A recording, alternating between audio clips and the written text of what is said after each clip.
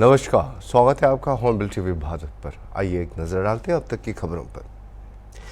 National Herald money laundering मामले में कांग्रेस नेताओं की संलिप्तता के सिलसिले में 13 वर्षों से चल रहे मामले में ईडी ने दिल्ली, मुंबई और लखनऊ में संपत्तियों को कब्जे में लेने के लिए नोटिस दरवाजों पर चस्पा किया।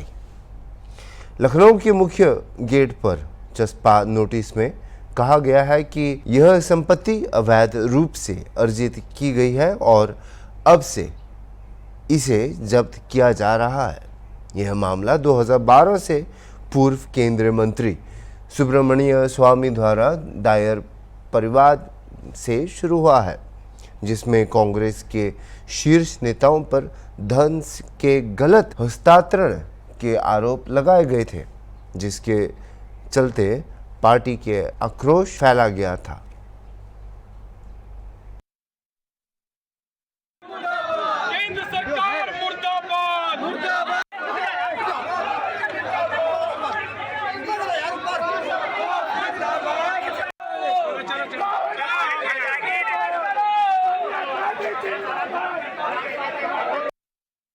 नेशनल हेराल्ड मामले में ईडी ने नोटिस चस्पा कर दी है। मैं इस वक्त वही बिल्डिंग के सामने मौजूद हूँ। ये लखनऊ के कैसरबाग चौराहे के पास ये बिल्डिंग बनाई थी। ये वही जर्जर अवस्था में बिल्डिंग है जहाँ पर ईडी ने 148 करोड़ की संपत्ति है उस पर ये नोटिस चस्पा कर दी है। आपको बताओ, ये नोटिस जो है वो 9 अप्रैल को चस्पा की गई थी, क्योंकि जिस तरीके से ईडी ने कोर्ट में चार्जशीट फाइल करने के बाद जिस तरीके से लखनऊ समेत 3 राज्यों में जो संपत्ति थी नेशनल हेराल्ड की, उसको लेकर लगातार अलग अलग राज्यों में नोटिस चस्पा करी है। इसको लेकर विरोध प्रदर्शन किया, कांग्रेस ने विरोध प्रदर्शन किया, साथ ही इसको लेकर सियासत भी मच गई है। लगातार जिस तरीके से पक्ष विपक्ष का बयानबाजी का सिलसिला है वो काफ़ी तेज हो गया है। कल राजधानी लखनऊ में कांग्रेस पार्टी के कार्यकर्ताओं और नेताओं ने प्रोटेस्ट किया था। साथ ही जो राज्यसभा सांसद थे उन्हें प्रमोद तिवारी, उन्होंने इसको लेकर प्रेस कॉन्फ्रेंस की और साफ तौर पर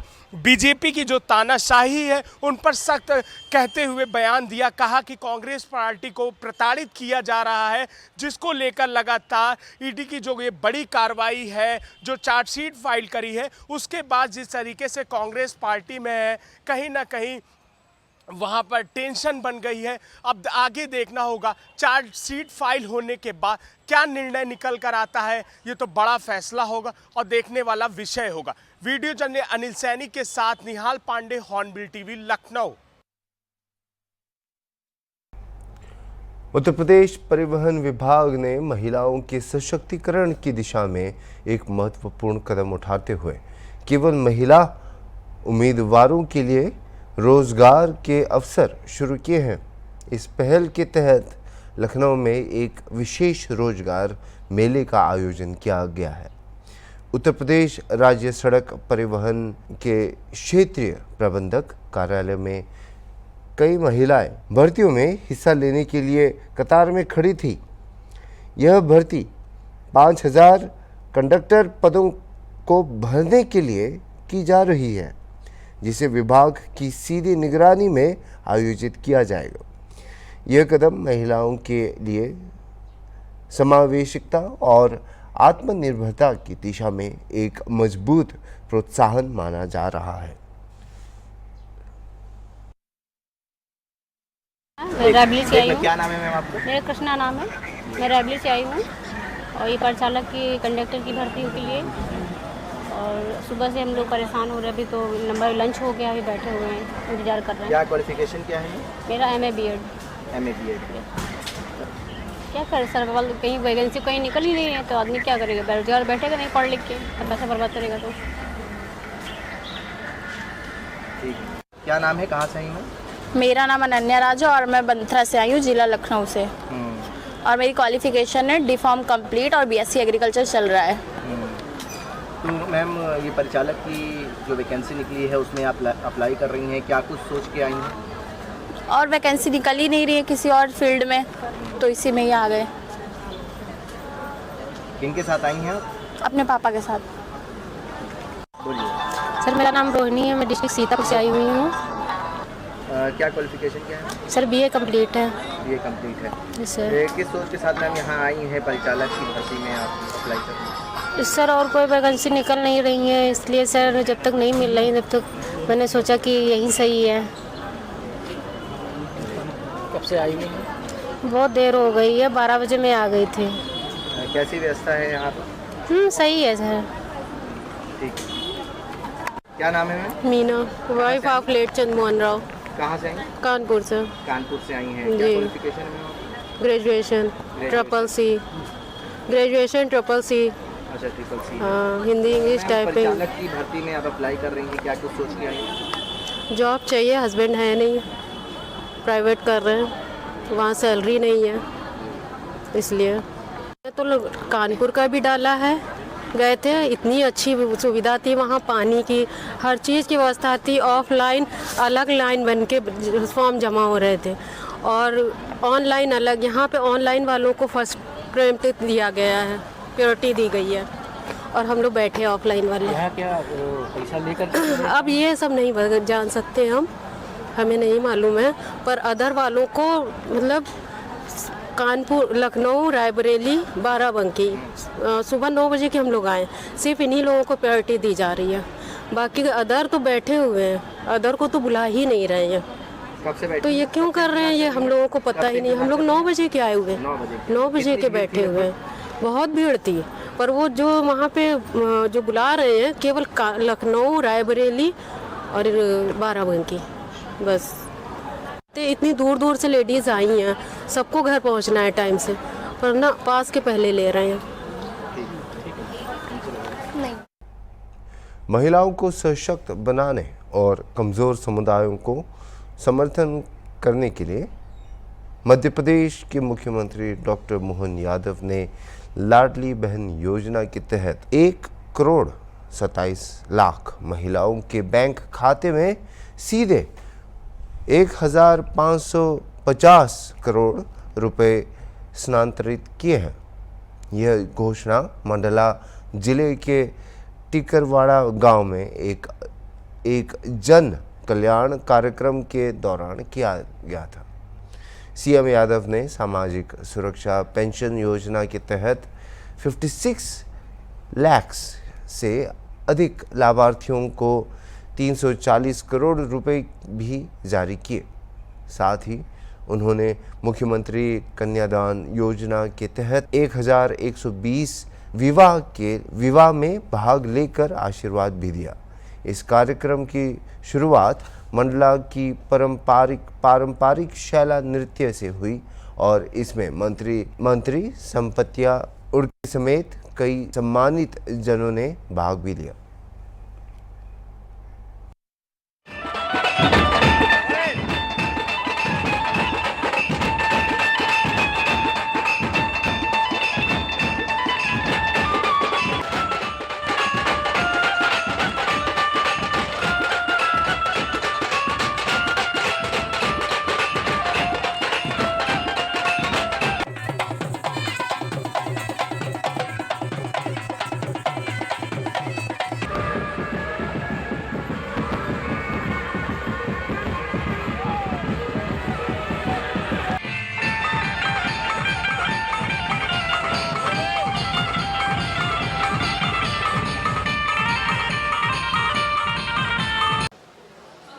आज मध्य प्रदेश के मंडला के केंद्रीय मंत्री हमारे साथ मौजूद है। हम उनसे बात करेंगे कि आज मोहन यादव यहाँ पर आए और किस तरह से कार्यक्रम जो कि उन बेटियों की शादी करवाई है जिनके माता पिता नहीं है।